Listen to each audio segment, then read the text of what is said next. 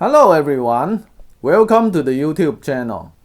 Today, let me tell you a short story from old Japan. Okay, let's get started. Long time ago, in ancient Kyoto, it's a cold, miserable evening. Rain is pouring like the sky just got dumped by its girlfriend. And under this giant, half-broken city gate, Rashomon, there's one guy, just one. No crowd, no backup, no Uber coming, just this dude. Now, normally, you'd expect a few people hiding from the rain, right? Maybe a couple of travelers, someone with the fancy hat, trying to stay dry. Nope, nobody. Why? Because Kyoto at this time, total disaster. We're talking earthquakes, storms, fires, famine. Basically, the universe said, let's try everything. The city is falling apart so badly that people are literally tearing apart wooden statues, include Buddha statues, to use as firewood. And Rashomon, the broken city gate, completely abandoned, which means foxes live there, thieves hang out there, people dump dead bodies there. Yeah, not exactly a tourist attraction.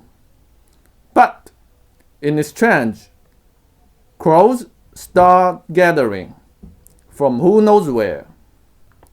In the daytime, if you look up, you'll see them, countless crows, circling in wide loops, flying around the high rooftop, crying as they go. And especially at sunset, when the sky above the gate turns red, they stand out clearly, like black sesame seeds scattered across the sky. Of course, the crows are there for one reason: to peck at the flesh of the dead bodies lying above the gate. But today, maybe because it's getting late, not a single crow is in sight.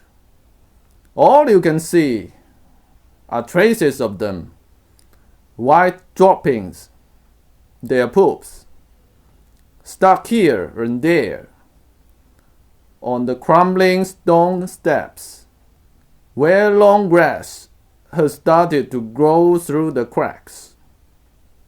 So this guy, our main character, a former servant, is sitting there at the very top of the 7 stone steps, his worn-out blue clothes spread beneath him.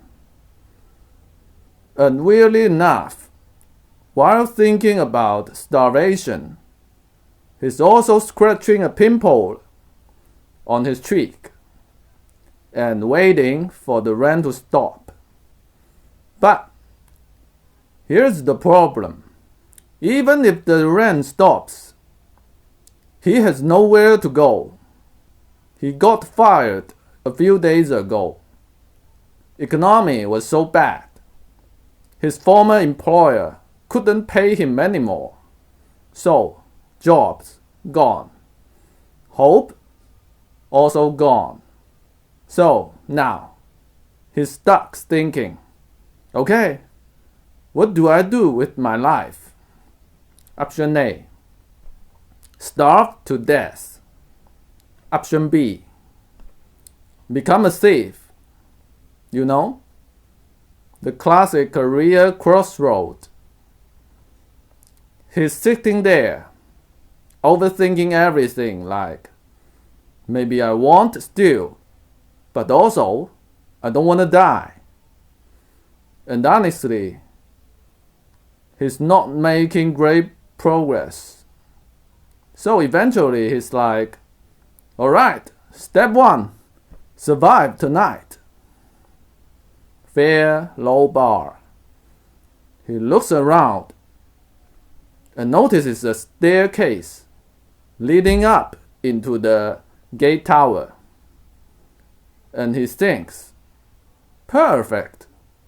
No rain, no people, probably just a few corpses, cozy. So, up he goes. Now, this is where things get interesting. He climbs halfway up. At first, he smells pungent odors coming from the corpses. Oh my God, this is terrible. He covers his nose. And suddenly, he sees light. What? Light? And the light is moving inside a place that should only have dead bodies. And at this point, any reasonable person would say, nope, haunted, I'm out. But not this guy. He put his hand away from his nose. He keeps going slowly, quietly, like a cat that makes very bad decisions. Alright, pause here. Gaming time. I'll be right back and finish the second half. Hey everyone, Ghouls and Ghosts, let's go.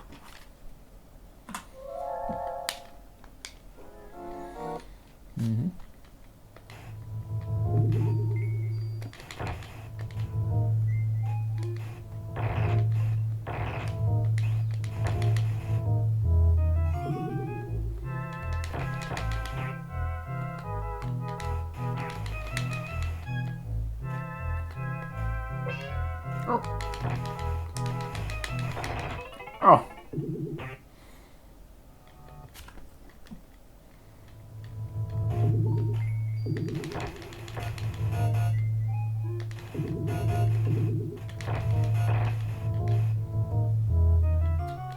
Mm-hmm.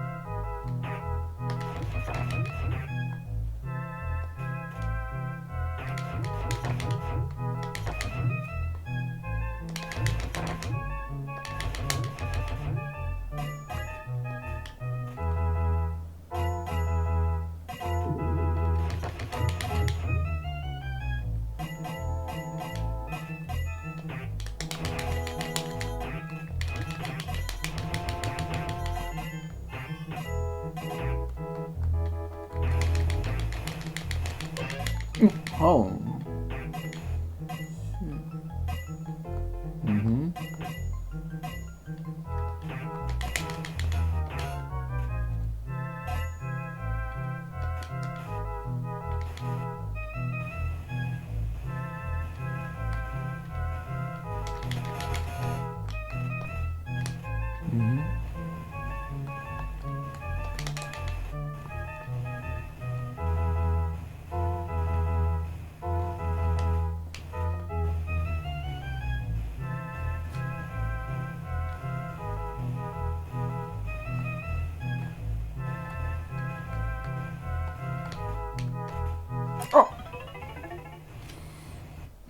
This is so hard.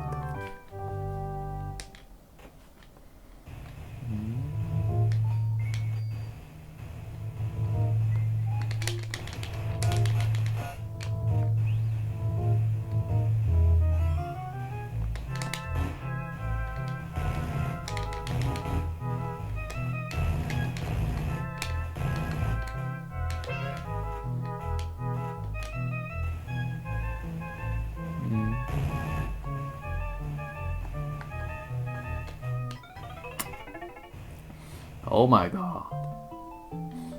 Game over. Okay, let's continue. So, the guy, he peeks inside. And yeah, there are bodies, a lot of them, just lying around. But in the middle of them, there's one old woman. Tiny, creepy, white hair, monkey-like old woman. She's wearing black clothes, and she's holding a torch and doing something very specific. She's pulling hair out of a corpse, one strand at a time. Now, our guy sees this and is like, okay, I was considering become a thief, but this is messed up. Suddenly, he's full of moral outrage. He's very angry.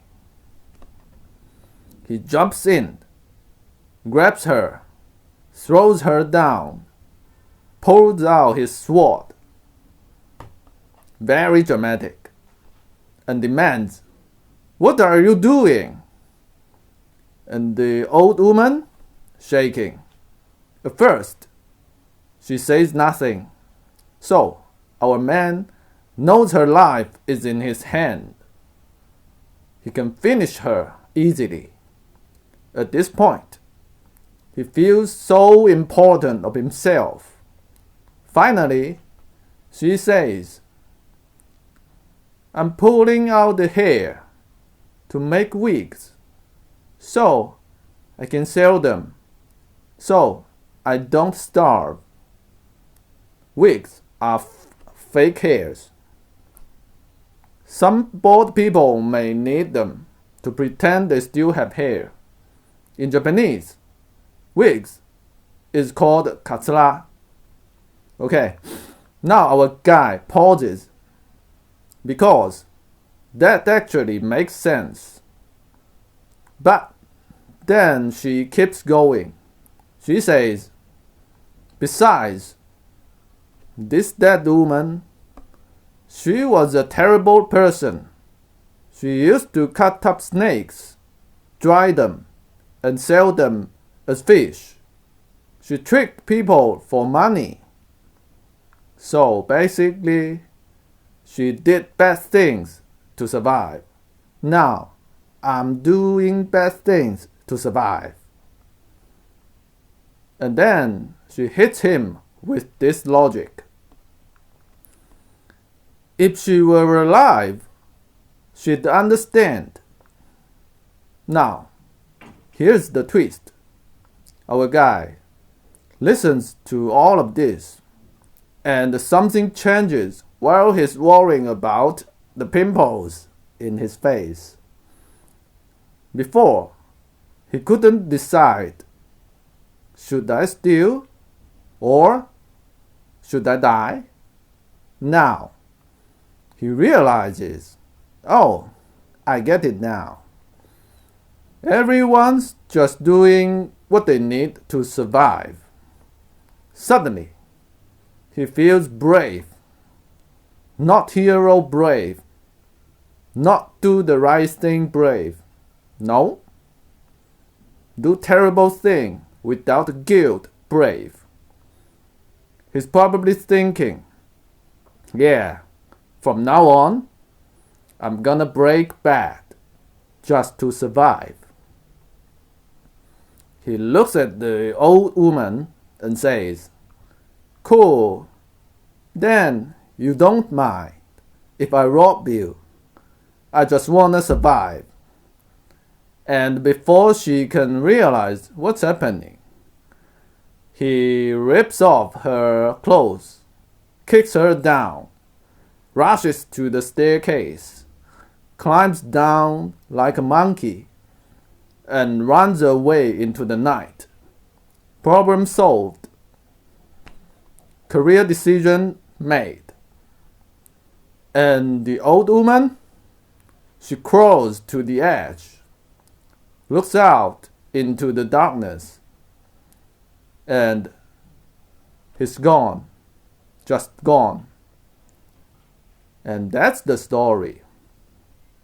No justice, no hero, no lesson neatly wrapped in the bow. Just one question left, hanging in the air. When survival is on the line, what kind of person do you become? And maybe the real uncomfortable part is this. You don't actually know until it's your turn. Okay, let's wrap this up with the Japanese kanji.